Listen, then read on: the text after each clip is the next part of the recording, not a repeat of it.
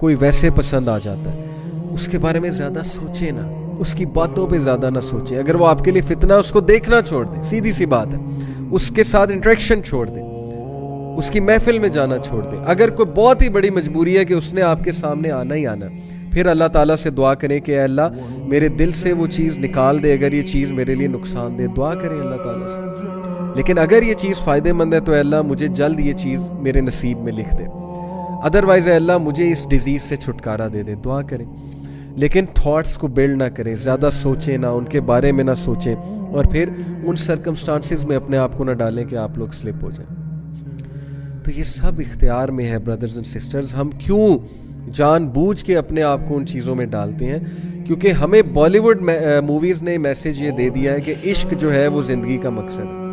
जब तक तुम इश्क नहीं करोगे, किसी से मोहब्बत नहीं करोगे, जब तक जो है तुम्हारी ज़िंदगी में कोई लड़की नहीं होगी बिफोर मैरिज, तब तक ना तो तुम कूल हो, ना तुम्हें सोसाइटी एक्सेप्ट करेगी, और ना ही तुम जो है वो उस इंसानियत की डेफिनेशन पे पूरे उतरते।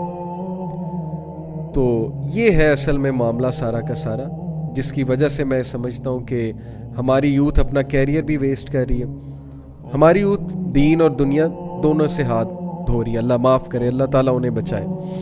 साइकोलॉजी ऑफ लव, लव असल में है क्या, ये चीज़ क्या है, ये कैसे डेवलप होती है? मैं आपको बड़ी इंटरेस्टिंग जो है वो एक बात बताता हूँ ब्रेन के स्ट्रक्चर के हवाले से। ये जो हमारा फ्रंट का पोर्शन होता है ना, इसको प्री फ्रंटल कोर्टेक्स कहते हैं। ब्रेन का जो फ्रंट का जो पार्ट है, pre frontal cortex. Pre frontal cortex is responsible for number 1 analysing things, analytical ability, and number 2 seeing consequences of something, analysing consequences of something. और भी इसके बहुत से फंक्शन है, लेकिन हमसे हमारी डिस्कशन से रेलेवेंट ये दो हैं, एनालिटिकल एबिलिटी और कॉन्सिक्वेंसेज देखना। टीन एज में रिसर्च है, साइंटिफिक रिसर्च बता रहा हूं, टीन एज में तो प्री फ्रंटल कोर्टेक्स वैसे फुली डेवलप नहीं होता है। तो इसीलिए टीन एजर्स की जो डिसीजन मेकिंग है वो इंतहाई फुलिश रीजंस पे होती है, इमेच्योर बेसिस पे होती है। डोंट माइंड प्लीज अगर कोई टीन एजर सुन रहा है, this is how it is, science, basic science है। ये वक्त के साथ साथ डेवलप होता है, एक्सपीरियंस के साथ मैच्योरिटी आती है, डिसीजन मेकिंग आती है। इसलिए टीनेजर अकेला अगर कोई फैसला करेगा तो वो he or she is bound to actually go to destruction, इल्ला ये कि वो बहुत अच्छा फैसला कर ले, अल्लाह उससे अच्छा फैसला करवा ले। अदरवाइज फैसला किन बेसिस पे होगा?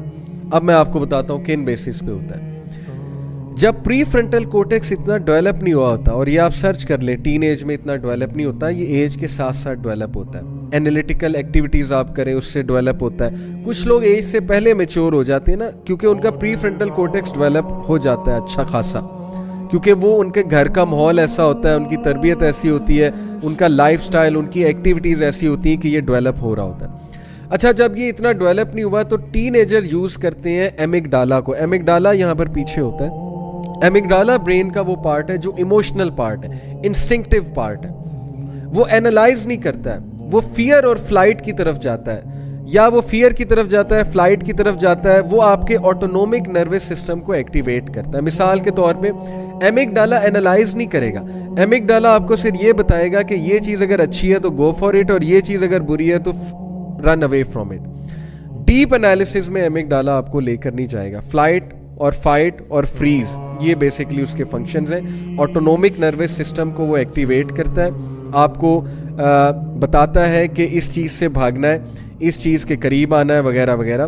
तो it is a very emotional part of brain, not a very analytical part of brain, and it is an instinctive part of brain. ये इंस्टिंक्टिव है ब्रेन का जो पार्ट है, एमिगडाला की बात कर रहा हूँ। You can research more on it. Teenagers usually use amygdala to make their decisions, इसीलिए they end up liking someone जो उनके घर वालों को पसंद नहीं आएगा। इसीलिए they end up talking certain things कि आप कहेंगे कि यार is this person such a foolish person. मैं खुद, हम भी टीनेज से गुजरे, अब हम अपनी बातों पे हंसते हैं कि यार मैं ये बातें कैसे करता था। और I am sure you will be able to relate it अगर आप टीनेज पास करके। No offence to the teenagers, आप लोग में बहुत टैलेंट है, बहुत इंटेलिजेंट है आप लोग, नो डाउट अबाउट इट।